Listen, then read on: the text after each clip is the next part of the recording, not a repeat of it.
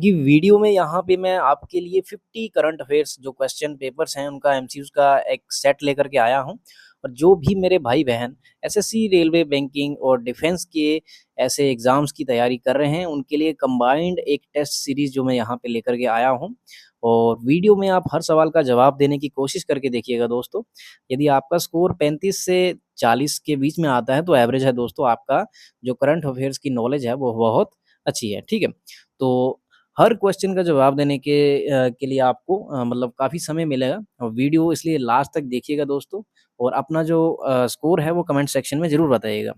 तो चलिए वीडियो को शुरू करते हैं। तो जल्दी से इस टेस्ट सीरीज को कंप्लीट करने की कोशिश करेंगे क्योंकि वीडियो बहुत लंबा जाएगा दोस्तों, ठीक है। तो जल्दी से जल्दी इस वीडियो को हम कंप्लीट करने की, एक टेस्ट सीरीज को कंप्लीट करने की हम कोशिश करेंगे, ठीक है।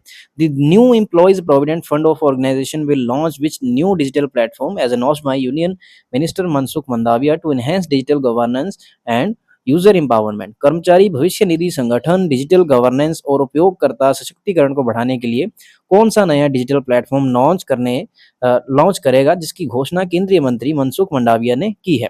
तो आपका ऑप्शन ए है ई प्रगति, सेकंड है ई प्राप्ति और ई सामर्थ्य आपका सी ऑप्शन है और डी ऑप्शन है ई सुरक्षा, ठीक है। तो आपका राइट आंसर जो है वो है ई प्राप्ति, ठीक है। सेकंड क्वेश्चन आपका जो रहेगा वो रहेगा दोस्तों, the cabinet of which state recently approve the artificial intelligence policy 2026 to position itself as a leading AI hub in India. हाल ही में किस राज्य की कैबिनेट ने खुद को भारत के अग्रणी एआई हब के रूप में स्थापित करने के लिए आर्टिफिशियल इंटेलिजेंस नीति 2026 को मंजूरी दी है। तो आपका ऑप्शन ए है कर्नाटका, ऑप्शन बी है तमिलनाडु, ऑप्शन सी है महाराष्ट्र और ऑप्शन डी है तेलंगाना। तो आपका राइट आंसर होने वाला है ऑप्शन सी महाराष्ट्र। तो आपका थर्ड क्वेश्चन जो रहेगा वो रहेगा दोस्तों, which city police force became a first in India to introduce an artificial intelligence powered multilingual feature in its emergency helpline. किस शहर की पुलिस जो है पुलिस बल अपनी आपातकालीन हेल्पलाइन में आर्टिफिशियल इंटेलिजेंस संचालित बहुभाषी सुविधा शुरू करने वाली भारत की पहली पुलिस बन गई है। तो बेंगलुरु पुलिस आपका ए ऑप्शन है, बी है मुंबई पुलिस, सी है दिल्ली पुलिस और डी है हैदराबाद पुलिस। तो आपका राइट आंसर है दोस्तों बेंगलुरु पुलिस, ठीक है, ऑप्शन ए, ठीक है। तो अभी बात कर लेते हैं फोर्थ क्वेश्चन की। Prime minister Narendra Modi inaugurate the Ganga expressway in which district of Uttar Pradesh. प्रधानमंत्री नरेंद्र मोदी ने किस उत्तर प्रदेश के जिले में गंगा एक्सप्रेस वे का उद्घाटन किया है। ऑप्शन ए है मेरठ, ऑप्शन बी है प्रयागराज, ऑप्शन सी है हरदोई, ऑप्शन डी है वाराणसी। तो आपका राइट आंसर जो है वो है दोस्तों हरदोई, ठीक है, ऑप्शन सी।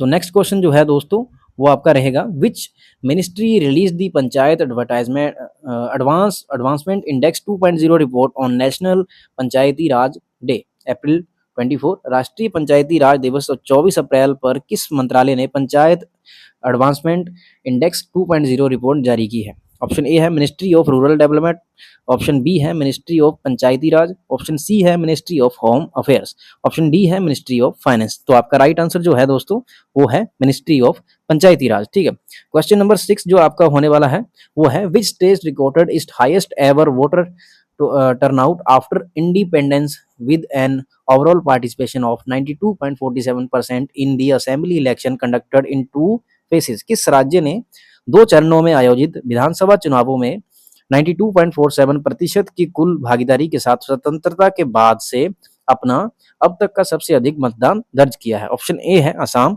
ऑप्शन बी है केरला, ऑप्शन सी है त्रिपुरा, ऑप्शन डी है वेस्ट बंगाल। तो आपका राइट आंसर जो रहेगा दोस्तों वो रहेगा ऑप्शन डी वेस्ट बंगाल। तो आपका जो नेक्स्ट क्वेश्चन रहेगा वो रहेगा, what is the name of the nationwide capacity building program launched by the Reserve Bank of India RBI for strengthening the urban cooperative bank UCBS। शहरी सरकारी बैंकों UCBS जैसे को मजबूत करने के लिए भारतीय रिजर्व बैंक आरबीआई द्वारा शुरू किए गए राष्ट्रव्यापी क्षमता निर्माण कार्यक्रम का नाम क्या है, ठीक है। मिशन उत्कर्ष, मिशन सामर्थ्य, मिशन सक्षम या फिर मिशन दक्ष। तो आपका राइट आंसर है मिशन सक्षम, ठीक है। The department of financial services DFS which is implementing measures to strengthen human resource capacity in public sector banks function under which ministry? सार्वजनिक क्षेत्र के बैंकों में मानव संसाधन क्षमता को मजबूत करने के उपाय लागू करने वाला वित्तीय सेवा विभाग किस मंत्रालय के तहत काम करता है? तो आपका ऑप्शन ए है ministry of cooperative affairs, B है ministry of commerce and industry, C है मिनिस्ट्री ऑफ फाइनेंस और डी है ministry of labour and employment. तो आपका राइट आंसर है ministry of finance, option C. तो आपका नेक्स्ट क्वेश्चन जो है वो है the reserve bank of India RBI issued a master direction introducing a shift to the expected credit loss framework for banks effective from which date? भारतीय reserve bank ने बैंकों के लिए एक्सप्रेसवे क्रेडिट लॉस ढांचे में बदलाव के संबंध में एक मास्टर निर्देश जारी किया है जो किस तारीख से प्रभावी होगा? अप्रैल 1, 2026, बी जनवरी 1, 2027, सी अप्रैल 1, 2027, डी अप्रैल 1, 2028। तो आपका राइट आंसर है ऑप्शन सी अप्रैल 1, 2027। तो आपका क्वेश्चन नंबर 10 है विच e-commerce company in partnership with Axis Bank and PayU Payments has launched biometric authentication for card payment to replace traditional OTPs? किस ई-कॉमर्स कंपनी ने एक्सिस बैंक और PayU payment के साथ साझेदारी के पारंपरिक OTP को बदलने के लिए कार्ड भुगतान के लिए बायोमेट्रिक प्रमाणीकरण लॉन्च किया है? ऑप्शन ए है अमेजॉन इंडिया, ऑप्शन बी है फ्लिपकार्ट, ऑप्शन सी है मीशो, ऑप्शन डी है जियो मार्ट। तो आपका राइट आंसर जो है वो है ऑप्शन बी फ्लिपकार्ट। तो आपका जो नेक्स्ट क्वेश्चन है वो रहेगा दोस्तों in banking operations what does the acronym CTS stands for where the physical check is stopped during clearing and its electronic image is transmitted instead? Banking परिचालन में संक्षिप्त नाम CTS का पूर्ण रूप क्या है जहां समाशोधन के दौरान भौतिक चेक को रोक दिया जाता है और उसके स्थान पर उसकी इलेक्ट्रॉनिक छवि प्रसारित की जाती है? ऑप्शन ए है check transfer system, option B है चेक ट्रूकेशन सिस्टम, ठीक है, और ऑप्शन सी है core transaction system, option D है क्लियरिंग एंड ट्रांसफर सर्विसेज। तो आपका राइट आंसर जो है वो रहेगा दोस्तों चेक, ठीक है, ट्रूकेशन सिस्टम। ऑप्शन जो आपका नेक्स्ट क्वेश्चन है वो है दोस्तों UNESCO recently designed 12 new global geoparks, increasing the total number of sites to 241. These sites covered a total of how many countries? UNESCO ने हाल ही में 12 नए ग्लोबल जियोपार्क नामित किए हैं जिसमें कुल साइटों की संख्या 241 हो गई है। ये साइटें फुल कितने देशों में फैली हुई हैं? ठीक है, तो ऑप्शन ए है 45, ऑप्शन बी है 51, ऑप्शन सी है 55, ऑप्शन डी है 60। तो आपका राइट आंसर जो है वो है दोस्तों ऑप्शन बी 51।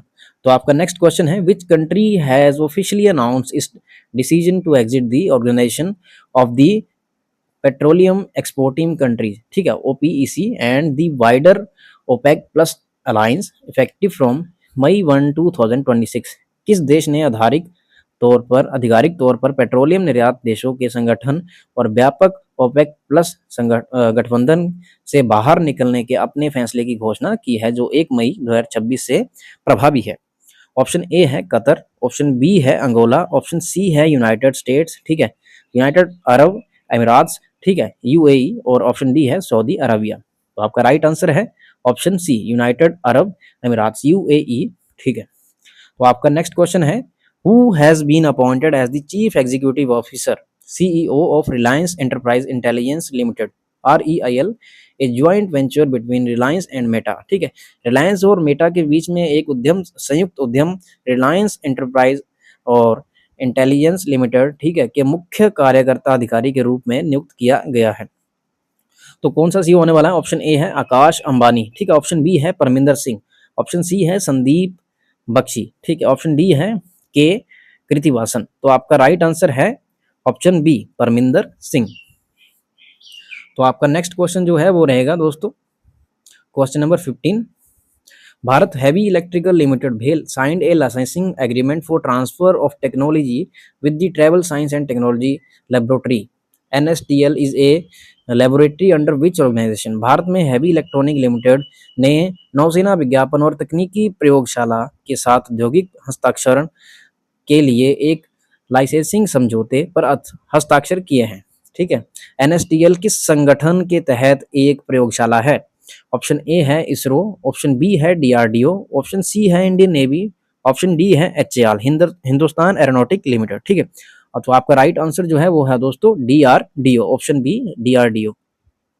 नेक्स्ट क्वेश्चन है आपका दोस्तों, the foundation stone for the Google cloud India artificial intelligence AI hub was recently laid in Tarluvada Visakhapatnam, in which state is its location situated. हाल ही में तारुलवाड़ा विशाखापट्टनम में Google client India artificial intelligence AI hub की आधारशिला रखी गई है।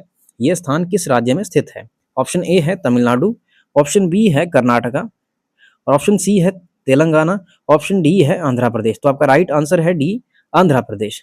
आपका क्वेश्चन नंबर 17 है दोस्तों, the China national space administration CNSA successfully launch Pakistan remote sensing satellite PRSCE-03 which launch vehicle was used for this mission।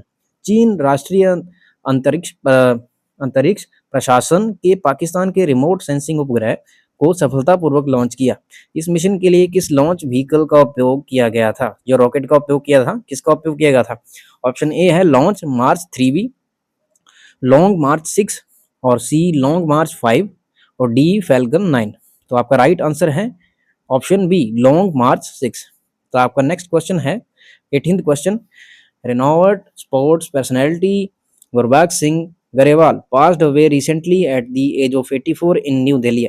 Which sports was he associated with? प्रसिद्ध खेल हस्ती गुरबख्श सिंह गरेवाल का हाल ही में नई दिल्ली में 84 ईयर्स की आयु में निधन हो गया। वह किस खेल से जुड़े थे?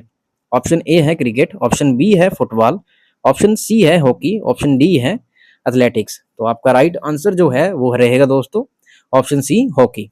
तो आपका 19th क्वेश्चन है दोस्तों, international labour day also known as May day is observe globally every year on which date to commemorate the struggles and achievements of workers.